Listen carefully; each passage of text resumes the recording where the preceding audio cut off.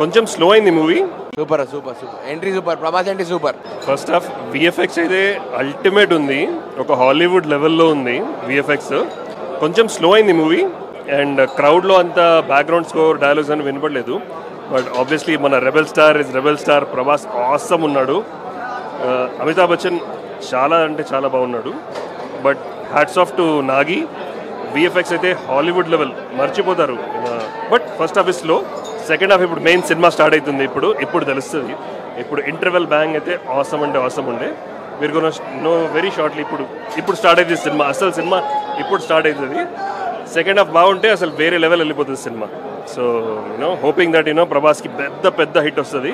Hats off to Nagi, hats off to Amitabh Bachchan. And VFX అయితే వేరే level, never ever seen on Indian screen.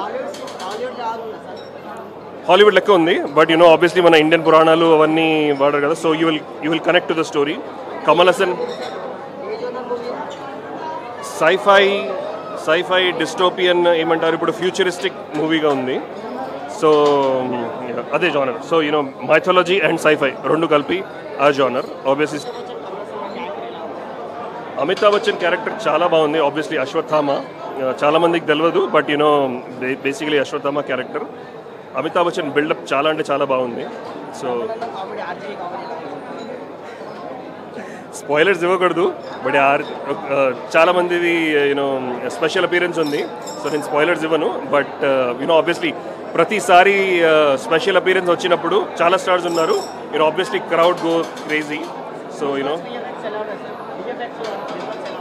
VFX అయితే ultimate.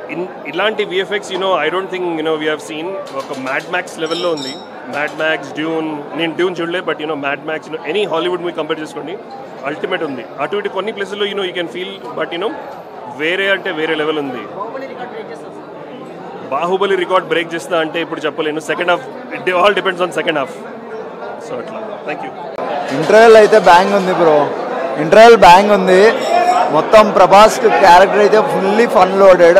ప్రతి ఒక్క dialogue ఒక పంచ్ కానీ ఒక కామెడీ టైమింగ్ కానీ చాలా బాగుంది. ఇంటర్వెల్ అయితే చాలా ఎక్స్ట్రాడినరీగా ఉంది బ్రో. కల్కి రెఫరెన్స్ చూపించడం కానీ, మధ్యలో క్యామియోస్ కూడా ఎక్స్ట్రాడినరీగా ఉన్నాయి. ఆ క్యామియోస్ అసలు ఎవడు ఎక్స్పెక్ట్ చేయడు, ఆ క్యామియోస్ పెట్టాడు. చాలా బాగుంది ఫస్ట్ హాఫ్.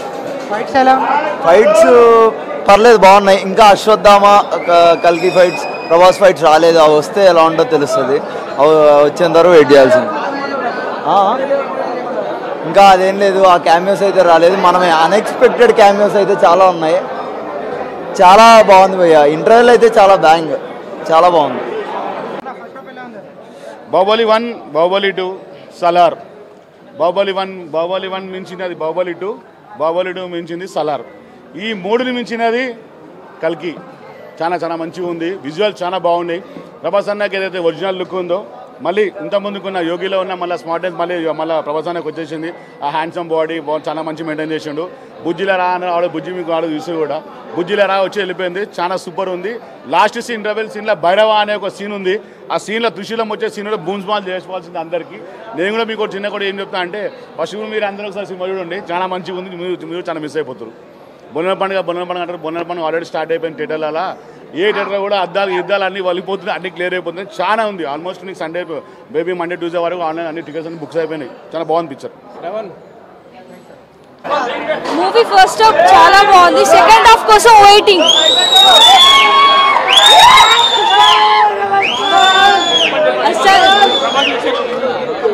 ప్రభాస్ డార్లింగ్, అసలు పర్ఫార్మెన్స్ అయినా మూవీ అయినా క్రేజీ బాగుంది. ఇంకా చాలా క్రేజీ మూవీ ఓవరాల్. సలార్, కల్కి వేరే లెవెల్ మూవీ. అసలు సెకండ్ హాఫ్ కోసం వెయిట్ చేస్తున్నా. థ్యాంక్స్.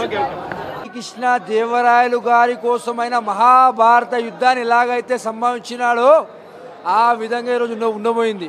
ఈ కల్కి 2898 వచ్చేసరికి ప్రభాస్ గారు ఇన్ని చరిత్రల ఎప్పుడు కానీ చూడని విధంగా, మనం ఎరగని విధంగా, మనం చేయని విధంగా ఇలాంటి సినిమా తీసిన ఏకైక నటుడు ఆనాటి ఎన్టీ రామారావు గారి తర్వాత ఈనాటి ప్రభాస్ రాజు గారికే సొంతం అని చెప్పేసి మేము ఈరోజు తెలియజేస్తున్నాం.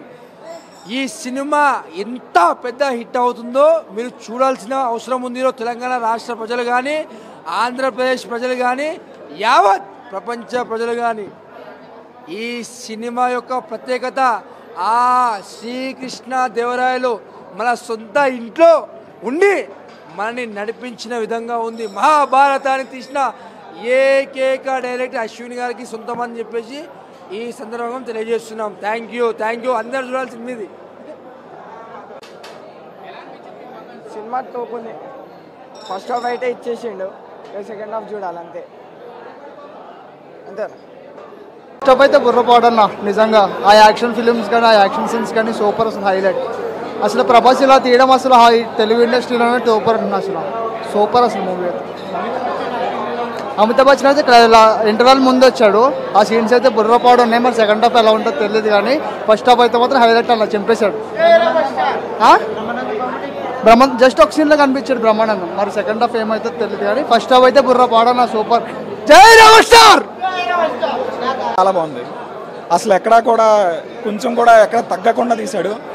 హాలీవుడ్ని మించేలాగే ఉంది తప్ప ఎక్కడా కూడా ఇంత కూడా తగ్గించైతే లేదు. పక్కా హాలీవుడ్ని మించే ఉంది. ప్రభాస్ ఇండియన్ ఫిలిం స్టాండర్డ్స్ని ఎక్కడికో తీసుకెళ్తున్నాడు. బాహుబలితో పాన్ ఇండియా స్టార్గా నిలిచాడు. కల్కితో పాన్ వరల్డ్ స్టార్గా ఎదుగుతాడు. ఎక్కడికో తీసుకెళ్తాడు. కడుపు నిండా పెట్టాలన్నా స్క్రీన్ మీద కొట్టాలన్నా ప్రభాస్ అన్నే. జై ప్రభాస్. అలా సినిమా చాలా బాగుంది. మాకు మన ప్రభాస్ గారు కృష్ణంరాజు గారి అభిమాన సంఘం అధ్యక్షుడు ఏవి గోవిందరాజు అన్న టికెట్లు ఇచ్చిండు, చక్రం ఇచ్చిండు టికెట్లు. మేము వచ్చాం సినిమాకు. సినిమా చాలా బాగుంది. బాహుబలితోనే ఆయన వచ్చేసి బాలీవుడ్ అంతా టర్న్ అయింది. ఈ సినిమాతోని హాలీవుడ్ కూడా టర్న్ అయ్యి మన టాలీవుడ్ వైపు చూడాల్సినటువంటి అవసరం వచ్చేసింది.